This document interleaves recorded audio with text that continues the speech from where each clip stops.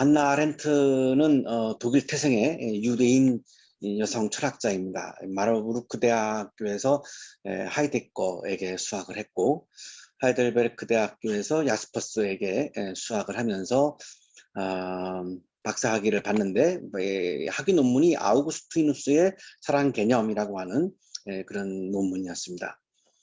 학위를 받고 이제 대학에서 가르치는 일을 하려고 이제 그렇게 진행을 했는데, 그때 마침 부에노스 아이레스 아르헨티나에서 히틀러의 아주 신복부와 나치의 제2인자였던 그 유대인 학살 실무 책임자였던 그 아히만이 변장을 하고 살다가 이스라엘의 그 사설 정보원들한테 이제 발각이 되어서 붙잡히는 일이 발생합니다. 그래서 그 이스라엘의 사설 정보원들이 아이만을 이제 붙잡아서 끌고서 예루살렘의 이제 특별 법정으로 이제 가서 재판을 받게 됩니다. 근데 이 한나 아렌트가 그 재판을 너무나 보고 싶은 거죠. 그런데 기자가 아니면은 이 법정에 들어갈 수가 없습니다. 그래서 이제 대학 교수의 계획을 다 그냥 접어버리고 뉴요커라고 하는 잡지에 기자로 취업을 해가지고 특파원으로 이 재판을 참관하게 됩니다. 이 재판을 참관하고 나서 1963년에 예루살렘의 아히만이라고 하는 그런 책을 썼는데, 부제가 악의 평범성에 관한 보고서 이렇게 되어 있습니다. 그래서 이 책에서 가장 중요한 게 한나 아렌트가 강조한 개념이 악의 평범성이라고 하는 그런 개념입니다. 악이라고 하는 것은 이렇게 뿔 달려 있는 무슨 막 도깨비처럼 막 이상한 모습으로 우리에게 다가오는 것이 아니라 굉장히 평범한 모습으로 우리에게 다가오기 때문에 우리가 그거를 악이라고 하는 것을 인식하지 못할 가능성이 굉장히 많다는 거죠. 악의 평범성이라고 하는 개념은 나도 모르는 사이에 악에게 내 마음을 내어줄 수 있다는 겁니다. 워낙 평범하니까. 이걸 어떻게 해서 깨달았냐면, 이 법정에 가서 아이만을 보게 되는데, 가기 전까지는 아이만이 진짜 뿔 달린 도깨비 같고 험상궂고 막 이런 사람으로 상상을 하고 갔는데, 너무나 가서 보니까 평범한 사람입니다. 그리고 성격도 너무나 순종적인 사람이에요. 공무원으로서 자기 상관이 시키는 거를 그냥 그대로 따랐던, 상관이 히틀러죠. 히틀러가 시키는 대로 그냥 그 히틀러의 그 명령에 복종했던 아주 충실한 그냥 관료인 거를 보게 되고 너무나 깜짝 놀란 겁니다. 6명의 정신과 의사들이 그를 이제 이렇게 진료를 했는데 너무나 정상입니다. 정신과적으로 볼 때도 너무나 정상이에요. 전혀 뭐 정신과적으로 뭐 전혀 문제가 없는 사람입니다. 그리고 이제 성직자분들 중에 이제 상담을 하는 분들이 있었는데, 이 성직자분들이 상담을 하고 나서 증언해 주는 이야기도 뭐냐면, 이 아히만이 너무나 긍정적인 사고를 하는 소유자라는 겁니다. 부정적인 사고를 하는 사람이 아니라 근데 긍정적인 사고를 하는 사람이라는 거죠. 그러니까 상관의 이야기하면은 전혀 무비판적으로 받아들이고 그냥 그대로 명령을 따른 거죠. 너무너무 긍정적인 사고를 하는 사람이라는 겁니다. 계속해서 한나 아렌트는 지금 놀라는 거죠.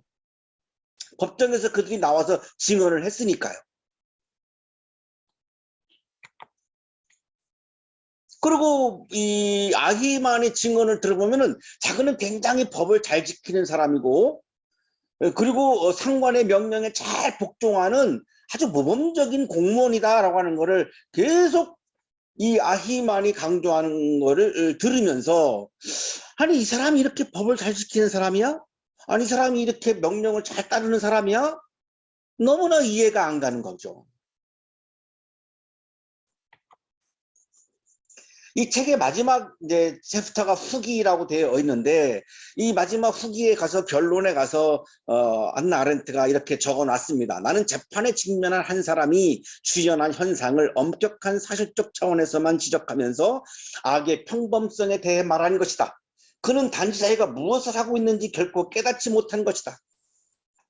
아이만 본인은 그 유태인 600만 명을 학살하고 있었으면서도 이것이 악인지도 모르고 내가 지금 무엇을 하고 있는지도 모르고 그냥 상관이 명령했으니까 나는 그냥 따랐을 뿐이요. 참 너무나 정말 황당했던 거죠. 아렌트가 보기에는.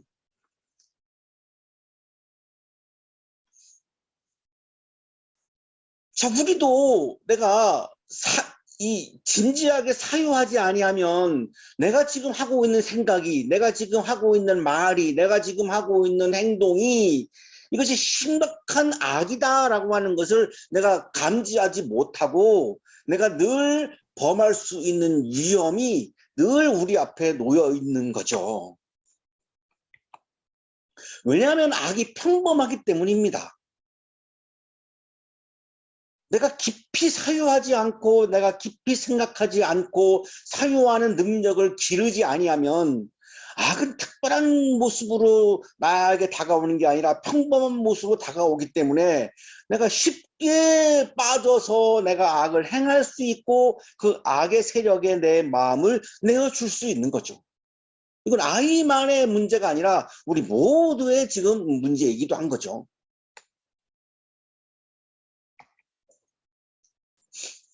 우리가 쉽게 내가 그리스도인으로서 악에게 내 마음을 내어준다. 참 이거 힘든 거죠. 인정하기 힘든 거죠. 내가 쉽게 악을 행한다. 내가 쉽게 타자를 정죄한다. 타자를 정죄하는 것도 악이죠. 근데 나는 그냥 쉽게 타자를 정죄할 때가 있죠. 왜냐하면 그게 심각하게 악이라고는 생각을 하지 않기 때문이죠. 오늘의 성서 본문인 마태복음 27장 3절 10절에 나오는 주인공이 유다라고 하는 사람입니다. 자, 이 사람은 예수님의 제자입니다. 12제자입니다. 12제자 중에 한 사람이에요. 자, 근데 이 12제자인 중에 한 사람이 예수님을 배신하죠.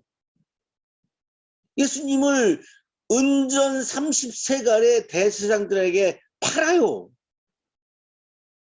자, 하나님을 믿지 않는 불신자가 한 게 아니에요.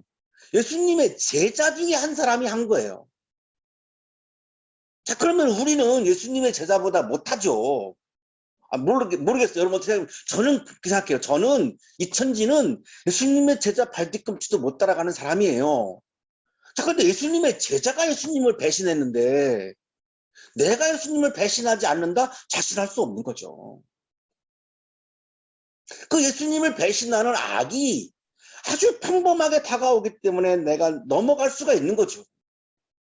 이게 한나 아렌트가 얘기하는 악의 평범성이에요. 나도 모르는 사이에 악에게 내 마음을 내어주고 예수님을 배신하는 게 악이잖아요. 신앙적으로 볼 때. 근데 그걸 내가 행할 수 있는 위험이 늘 우리 앞에 놓여 있는 거죠.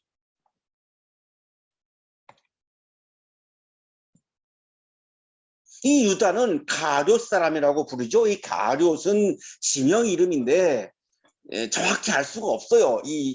이스라엘 남쪽의 한 마을로 그렇게 추정을 하는 것 뿐인데 거기서 태어난 거기에 고향인 사람이고 예수님의 제자고 굉장히 똑똑했다라고 그렇게 알려져 있죠. 자, 이 유다가 대제사장들을 찾아가서 말합니다. 내가 예수를 여러분에게 넘겨주면 여러분은 내게 무엇을 주실 작정입니까?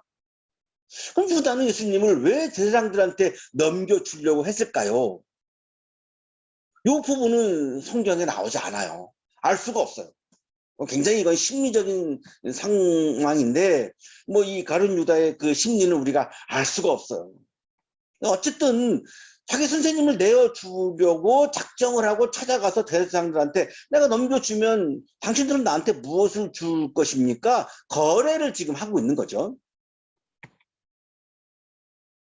대제사장들이 유다에게 은돈 30세겔 굉장히 적은 액수입니다. 야, 뭐 아무리 많게 추정을 해 보아도 뭐 한 뭐 600만 원 이하 정도밖에 안 되는, 정확하게 계산을 할 수는 없는데 그냥 대충 따져보면 600만 원도 안 되는 돈, 그거를 주겠다는 거예요. 그런데 그 돈이 어디서 나왔죠? 성전에 있는 돈이잖아요. 그 성전세를 받았거나 뭐 헌금을 받았거나 뭐 그런 거 아니겠습니까? 그래서 결국은 대제사장들과 유다가 장로들과 같이 이제 결탁을 한 거죠. 결탁을 해가지고 이제 죽이기로 하고, 이제 자기들에게는 죽일 수 있는 권한이 없잖아요. 그러면 이제 뭐죠, 살인죄에 걸리니까 죽여달라고 총독 빌라도에게 넘겨주는 거죠. 내 비겁하죠? 내가 예수를 죽이는 게 내 정말 신념이고 내가 신앙이다, 투철하다 그러면은 내가 감옥을 간다 할지라도 죽여야지, 본인이 죽여야죠. 그런데 싹 빠져나와요. 빌라도에게 이렇게 미루는 거예요. 그렇게 자신이 없으면 하지 말든가.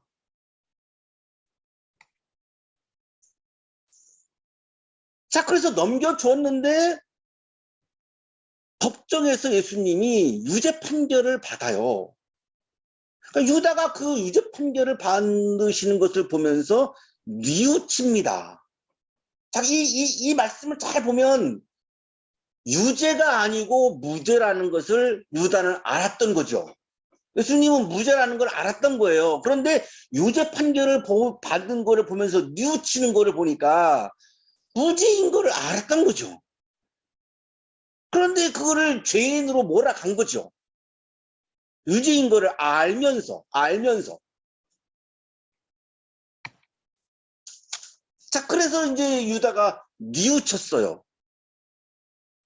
이 뉘우치다는 메타멜로마이인데 회개하고 달라요. 회개하다는 메타노에오라고 하는 동사인데, 유다가 한 거는 회개가 아니고 뉘우친 거예요.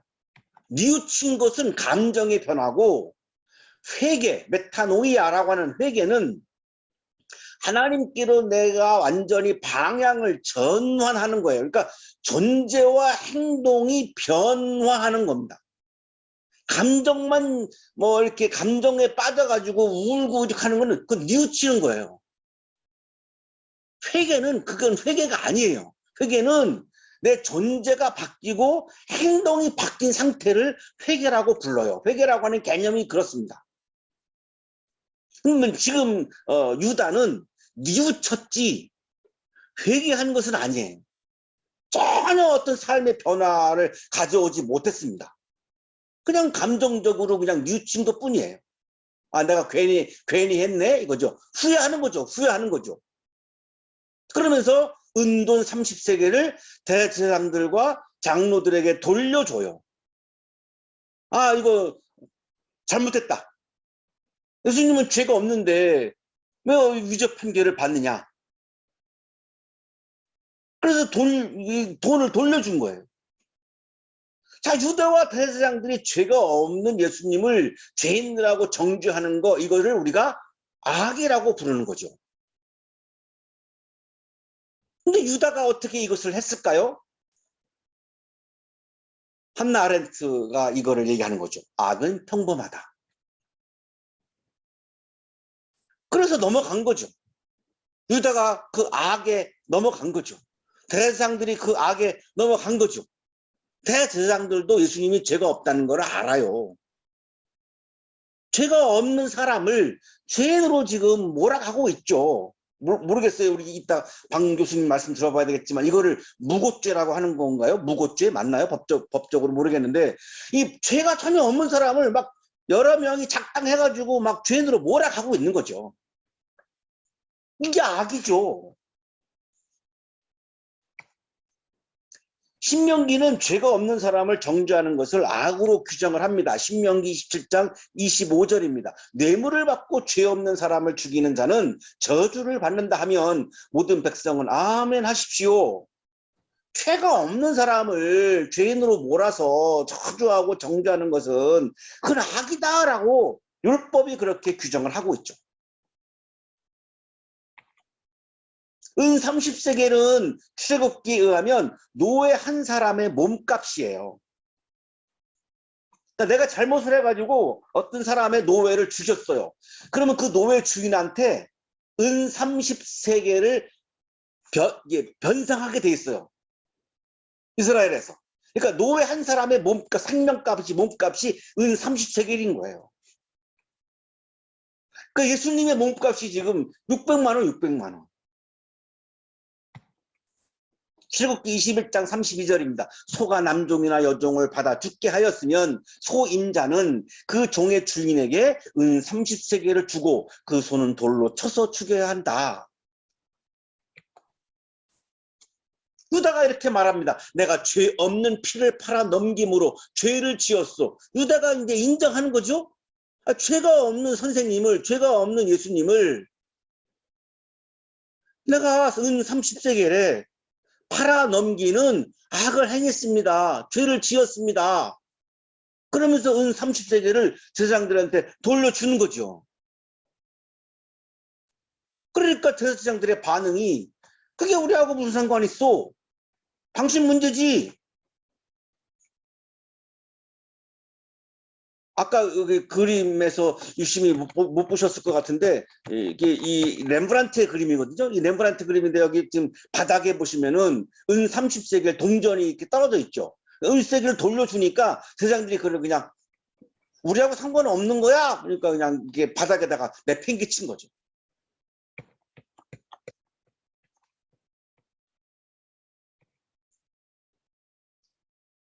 대제사장들은 돈을 돌려받는 것에 관심도 없고 유다에 대해서도 관심이 없고 뭐 그냥 죄가 없는 예수님을 정죄하는 것만 중요하죠. 그게 악인 거를 알아요. 왜 모르겠어요. 알죠. 아는데 그냥 쉽게 내 마음을 악에게 넘겨주고 있는 거죠. 이 대제사장들도. 죄가 없는 걸 아는데 어떻게 그게 악인 걸 모르겠습니까? 그런데 어떻게 해서라도 예수님을 정죄하려고 하는 거예요. 딱 마음을 딱 정한 거죠. 유다는 그 은돈을 성전에다가 내 던지고 스스로 목을 매달아서 죽습니다.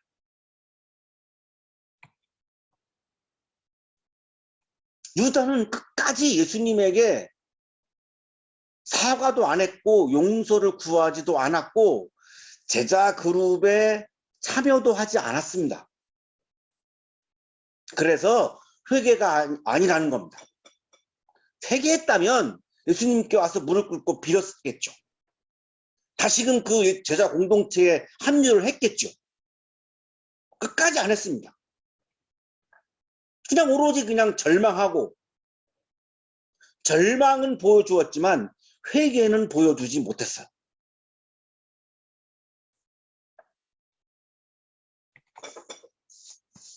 대제사장들이 그 은돈을 거두면서 말하죠. 이것은 핏값이니 성전 금고에 넣으면 안 돼요. 이 돈이 거룩하지 않다라고 하는 것을 지금 인정하잖아요. 그러니까 성전 금고에 넣으면 안 된다는 것을 합의를 해요. 그러면 그게 성전 금고에 넣으면 안 되는 그런 더러운 돈이라면 그게 어디서 나왔어요? 처음에 성전에서 나왔거든요. 그러면 예수님이 죄가 없다는 것을 이들도 안다라고 하는 거 아니겠습니까? 그런데 그냥 쉽게 그렇게 악에게 자기들의 마음을 내어준 거죠. 근데 하나님이 싫어할 것 같으니까 성전고에 넣지 말자라고 합의를 해요.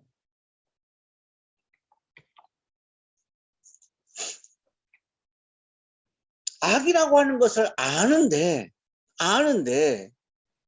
그 악이라고 하는 것에 대해서 내가 진지하게 깊게 생각을 하지 아니하니까 그 평범하게 다가온 그 악에게 내 마음을 내어주는 모습을 지금 제사장들이 우리에게 지금 보여주고 있죠. 의논을 해가지고 그 돈으로 토기장이의 밭을 사기로 합의를 해요. 그러면 그 밭을 어떻게 쓰느냐? 나그네들의 묘지로 사용하자. 절기가 되면은 이제 외국에서 또 지방에서 사람들이 다 예루살렘으로 모여들잖아요. 그러다가 거기서 이제 사망 사고가 날 수도 있고 사람이 죽을 수도 있죠. 그러면은 외국까지 그 시신을 가지고 갈 수도 없고 먼 지방까지 그 시신을 가져갈 수가 없으니까 예루살렘에다가 매장을 해야 되는데 없잖아요. 매장할 데가 없잖아요. 그때는 화장도 하지 않았으니까요. 그래서 그런 나그네들을 위해서 매장할 수 있는 땅으로 사용을 하자라고 합의를 한 거예요.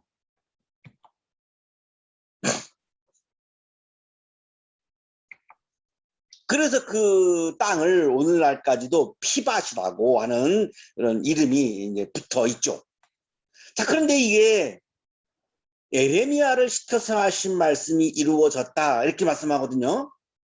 그들이 은돈 30립 곧 이스라엘 자손이 값을 매긴 사람의 몸값을 받아서 지금 이 사건이 이루어지고 있는 것은 예레미야를 시켜서 하신 말씀이 이루어진 것이다 라고 하는 건데 정확하게 지금 어디다 라고 하는 표현은 안 나와요, 성경에. 그래서 양용희 교수 같은 분은 은전 30개 부분은 스가랴 11장 12절 13절을 반영한 말씀이고 무고한 피에 관련한 말씀은 에레미야 22장 17절을 반영했다라고 우리들에게 설명을 해줍니다.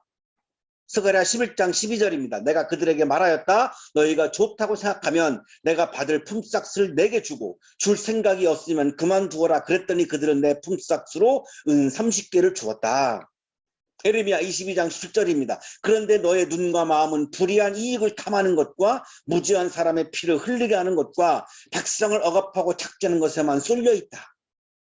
죄가 없는 사람을 어떻게라도 정죄하려고 하는 그런 마음을 갖고 있는 그 내용이 여기 있는데 이 부분들을 이렇게 같이 섞어서 인용을 했다라고 설명을 해 주는데 정확한 성경 안에 그 구약의 말씀이 표시되어 있지는 않습니다.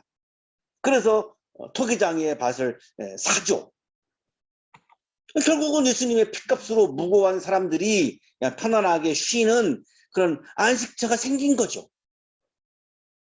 예수님의 순환 십자가 사건을 굉장히 상징하고 있죠.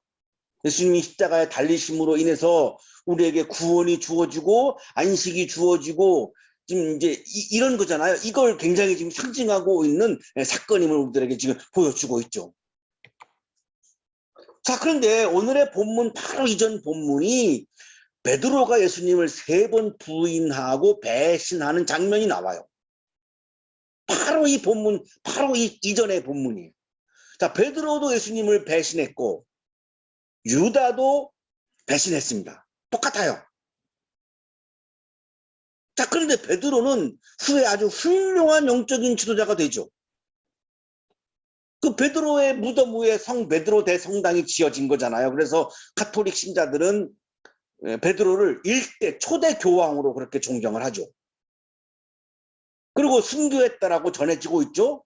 내가 어떻게 선생님하고 똑같이 죽습니까? 십자가 처형을 한다고 하니까 나를 십자가에 거꾸로 매달려서 죽여달라고 해서 십자가에 거꾸로 매달려서 순교했다라고 전해집니다. 이것도 성경에는 없기 때문에 그냥 전해지는 이야기입니다. 똑같이 예수님을 배신했는데 베드로는 굉장히 엄청난 영적인 지도자가 되었고 유다는 자살함으로 비극의 주인공으로 끝났습니다. 무엇이 이거를 갈랐을까? 이게 굉장히 우리들에게 궁금한 점입니다. 베드로도 예수님을 배신했습니다. 악의 평범성에 넘어갔죠. 베드로도 넘어갔죠. 그 악인 거 알면서도 예수님을 3번이나 부인했거든요. 자, 유다도 예수님을 배신했습니다. 악인 거를 알았어요. 그러나 그 악이 평범하기 때문에 그냥 쉽게 내어준 거죠. 근데 어떻게 해서 한 사람은 훌륭한 영적인 지도자가 되고 한 사람은 자살로 비극의 주인공이 되었을까? 이거를 갈라놓은 점이 뭘까? 뉘우침과 회개의 차이라고 많은 성사학자들은 일치하고 있습니다. 베드로의 말씀을 보면은 몹시 울었다라고 되어 있거든요. 거기 본문에 몹시 베드로가 막 통곡을 합니다. 자, 그 장면을 보면 회개라고 하는 단어는 안 나오지만 성사학자들은 회개를 시사하고 있다라고 하는 겁니다. 베드로는 회개했다는 거죠. 돌이켰다는 거예요. 존재가 바뀌었고 행동이 바뀌었다는 거예요. 그러나 유다는 전혀 회개하지 않았다는 거예요. 그냥 감정적으로 그냥 뉘우치고 끝났다는 거예요. 그냥 울고서 끝난 거지. 이 뉘우침과 회개의 차이가 엄청난 열매가 달라지는 결과를 빚었다는 거죠. 뉘우친 유다는 비극의 주인공이 되었고, 회개한 베드로는 완전히 삶이 달라지고 존재가 달라져서 많은 사람들이 존경하는 영적인 지도자가 되었다는 겁니다.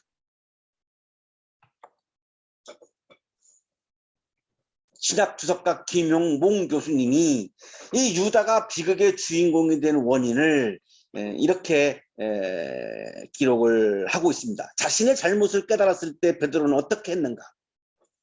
그는 밖에 나가 심하게 통곡하였다. 자신의 나약함을 인정하고 하나님 앞에 무너져 버렸다. 그럼으로써 그는 부활한 주님을 만나 회복될 수 있었다.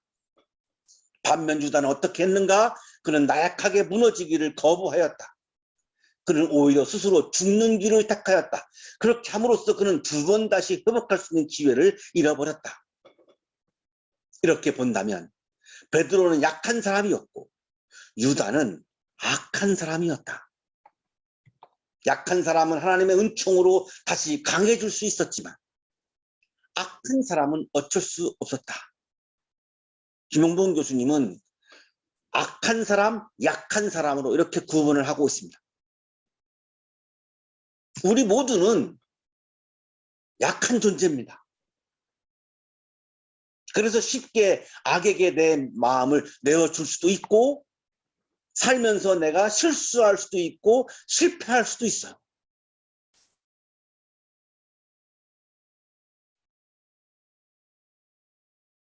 우리 한양대학 우리 청년들이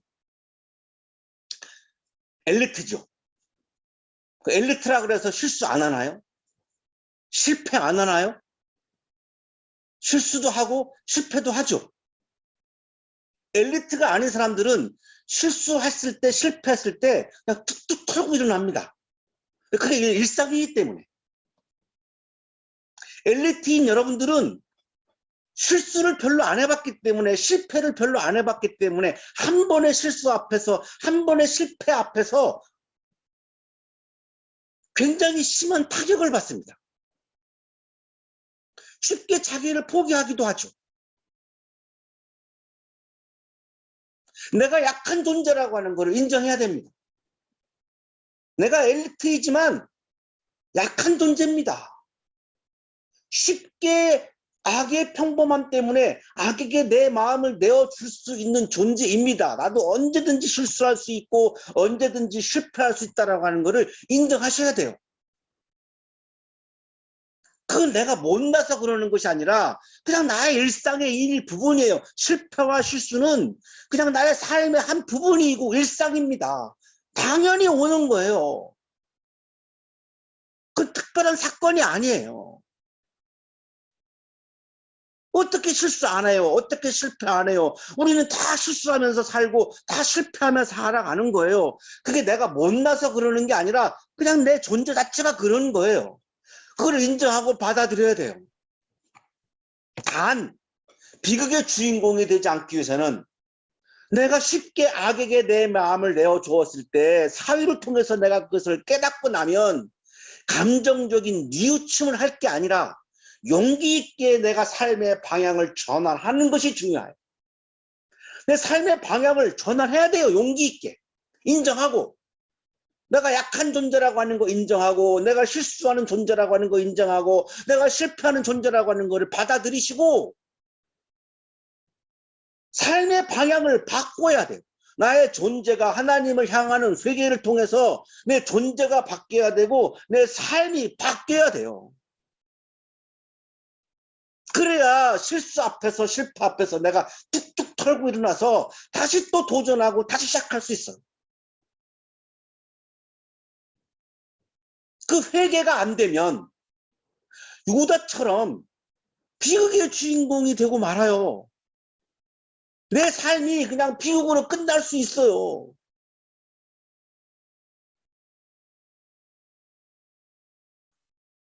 악에게 나를 내어주고 나서 내가 그거를 받아들이지 못하면 여러분 심각한 고민에 빠집니다. 내가 왜 그랬지 막 후회하고 자책하고 그러다 보면 자기가 자기 스스로를 파멸로 몰고 가요. 언제든지 악의 평범함 때문에 내가 악에 말을 내어줄 수 있구나라고 하는 것을 받아들이시고 내가 실수할 수 있다, 실패할 수 있다, 그것은 일상이다 받아들이시고 악에게 나를 내어줬다라고 하는 걸 깨달은 순간 그냥 뉘우침으로 끝나는 것이 아니라 회개를 통해서 내 존재가 달라지고 내 삶이 달라지는 방향 전환이 중요하다는 거예요. 그래야 내 삶이 비극의 주인공으로 끝나지 않고 베드로처럼 내 인생이 바뀔 수 있습니다. 회개를 통해서 존재와 삶의 변화가 일어나는 사순절기가 되시기를 간절히 축원합니다. 기도드리겠습니다.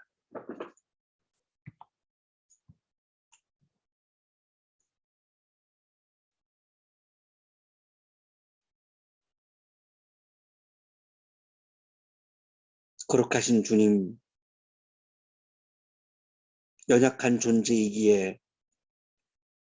쉽게 실수도 하고 쉽게 실패도 하며 살아갑니다.